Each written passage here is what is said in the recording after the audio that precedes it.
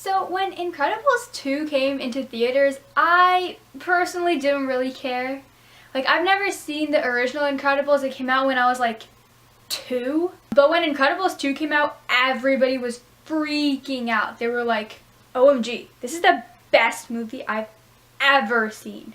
You need to see this movie.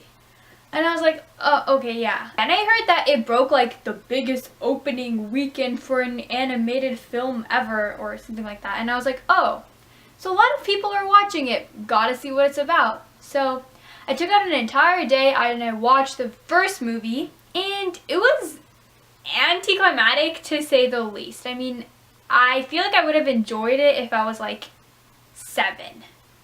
Now, you have to understand that I have nothing against Disney children movies.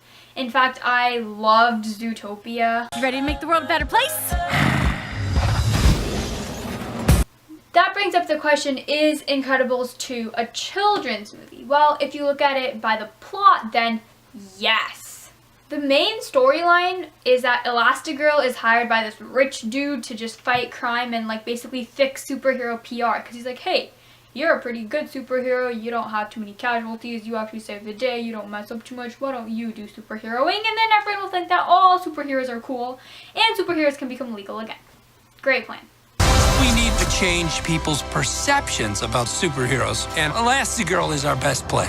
It's very basic. The plot twist at the end is very predictable. I know, it's a kid's movie, but here's the issue. The main baddie is Screenslaver, a villain who hypnotizes people through the use of screens. Screenslaver interrupts this program for an important announcement. Literally no 7-year-old is gonna fall for it. They might not be experienced enough to figure out who the traitor is, but they know that screens are not evil. Movies that talk about how bad screens are the epitome of hypocrisy. Fahrenheit 451. The highlight of the movie is a dramatic voiceover where Screensaver laments that people want superheroes back so that they can continue to live their own sheltered lives while experiencing risk and thrill at a distance. It makes a little bit of sense and also sounds like it was written by a 60-year-old white guy. In calligraphy, no less.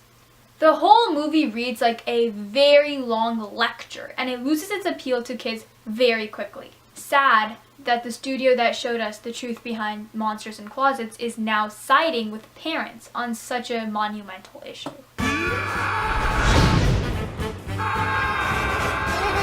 But Medha, it's about a crime-fighting family. Well, let's talk about the family.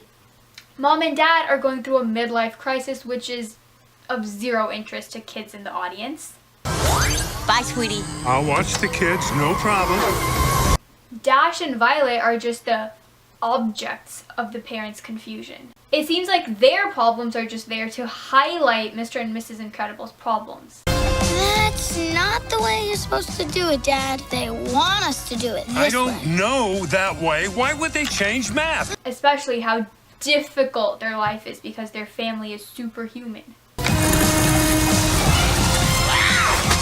Is she having adolescence? Dash seems like the only normal kid.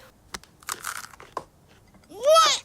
Is this all vegetables? Who ordered all vegetables? Violet's waist is literally smaller than her brain. Jack seems to have accumulated every single superpower in the freaking universe. You know, there's people who are praying for one, like, semi-superpower, and Jack's over here, like, winning the genetic lottery. Mom's new job. In this day and age, superheroes beating up baddies is not enough to make a good movie. The points in the story seemed geared toward a more mature audience, whether it's the complicated family dynamics or the perils of screens. But the storytelling itself is so simple that anyone with critical thinking skills will find it to be awfully boring. In their efforts to make a movie for everyone, Incredibles 2 ended up being a movie for no one.